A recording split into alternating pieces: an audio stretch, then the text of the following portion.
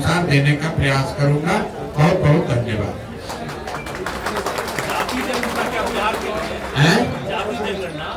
जो बिहार में दावेदारी कर रहे नीतीश कुमार और जो अन्य सरकार है, बोलिए बोलिए, माइक में लेके बोलिए, माइक में लेके बोलो। अभिशाप है बिहार के लिए, क्या अभिशाप है या फिर वरदान? नहीं, जाति की बात कर रहे हैं कि जाति जनगणना की बात कर रहे हैं? नहीं, बिल्कुल नहीं। अभिशाप क्यों है? किसी भी, पहली बात कि बिहार में जो काम हुआ जातियों की संख्या को गिनने का, वो जनगणना नहीं है, वो सर्वे है। जनगणना कराने का अधिकार राज्य सरकारों को नहीं है, जनगणना केंद्र का मामला है। लेकिन उसको आप सर्वे कहिए या जनगणना कहिए, जो सर्वे यहाँ आया उससे कोई दिक्कत नहीं है। सर्वे में तो वही बात निकल के आई जो सब लोग कह रहे हैं कि समाज का एक बड़ा वर्ग जिसके नाम पर पिछले 30-35 साल में राजनीति की गई, जिनके वोट से लोग सत्ता में बैठे, उनकी स्थिति, उनके बच्चों की स्थिति जो आज से 30 वर्ष पहले थी, कमोबेश वही है।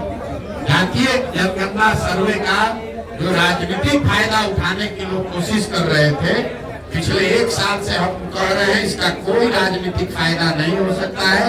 और उसका परिणाम ये है, आप देख लीजिए कि जातिगत जनगणना और सर्वे को देशव्यापी मुद्दा बनाकर भाजपा से लड़ने का दावा करने वाले नीतीश कुमार खुद ही अपना दल छोड़कर भाग गए भाजपा की शरण में। अगर जातिगत सर्वे का कोई चुनावी असर होता तो नीतीश कुमार छोड़कर भागते नहीं।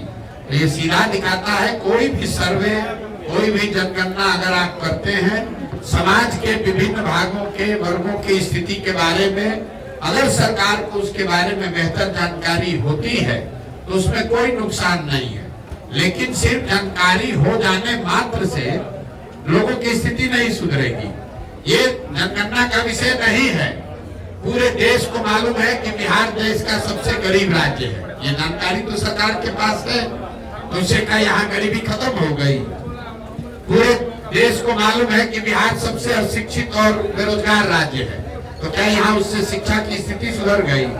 ये तो ऐसे हुआ कि आप पुस्तकालय में, लाइब्रेरी में जाइएगा, आपको सारे किताब रखे हुए, उससे आप ज्ञानी थोड़े ना हो जाइएगा, आपको सही किताब पढ़ना भी पड़ेगा।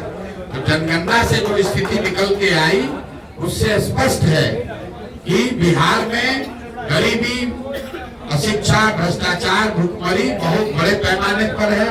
और जिन वर्गों के नाम पर लालू जी, नीतीश जी ने पिछले 30 वर्ष में राज किया, उन वर्गों के लोगों को इसका कोई लाभ नहीं मिला है। ये बात पहले उनके विरोधी कहते थे। जनगणना कराकर नीतीश कुमार, लालू यादव ने वो कीचड़ अपने आप अपने मुंह पर लपेट लिया। ये स्वीकार कर लिया कि जिन वर्गों के प्रतिनिधित्व की, आवाज की, एम्पावरमेंट की बात कर रहे थे, उन वर्गों को पिछले 30-35 साल में कोई लाभ नहीं मिला है। ये जो कहा जा रहा है कि सत्ता में जो लोग बैठे हैं, तो भाई ये बताइए कि अगर जो समाज में अति पिछड़ा है, जो वंचित है, जो मुसलमान है, दलित है, महादलित है, अगर उसको लाभ नहीं मिला तो उसके लाभ का हकमारी किसने किया? जो लोग सत्ता में बैठे हैं उन्होंने तो किया। तो सत्ता में 32 साल से बैठा कौन है? लालू और नीतीश। तो अगर हकमारी हुई तो सबसे बड़ी हकमारी लालू और नीतीश ने की है। इनको किसने रोका है? आज अभी सरकार में थे लालू नीतीश, साथ में किसी अल्पसंख्यक को गृह मंत्री बना देते, उप मुख्यमंत्री बना देते। तो जब सरकार बनी तो मुसलमानों के वोट से आरजेडी जो अपनी राजनीति करती है, उन्होंने मुसलमानों को एक भी विभाग नहीं दिया। अभी राज्यसभा में अपना भेजे हैं एमपी, राज्यसभा में किसी मुसलमान को नहीं भेजा। मुसलमानों को भाजपा का डर दिखाकर वोट लिया, लेकिन उनको प्रतिनिधित्व नहीं दी, भागीदारी नहीं दी। तो किसने हकमारी की?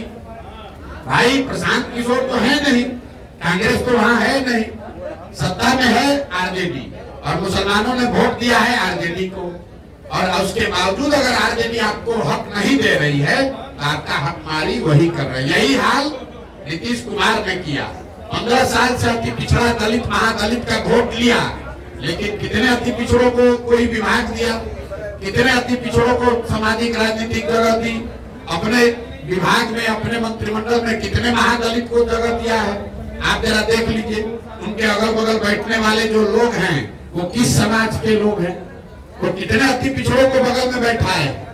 यहाँ का गृह मंत्रालय, यहाँ का वित्त मंत्रालय, यहाँ का ग्रामीण विकास, जल संसाधन, पथ निर्माण, ग्रामीण कार्य, ये जितने बड़े विभाग हैं इसमें कोई अति पिछड़ा, कोई मुसलमान नहीं है।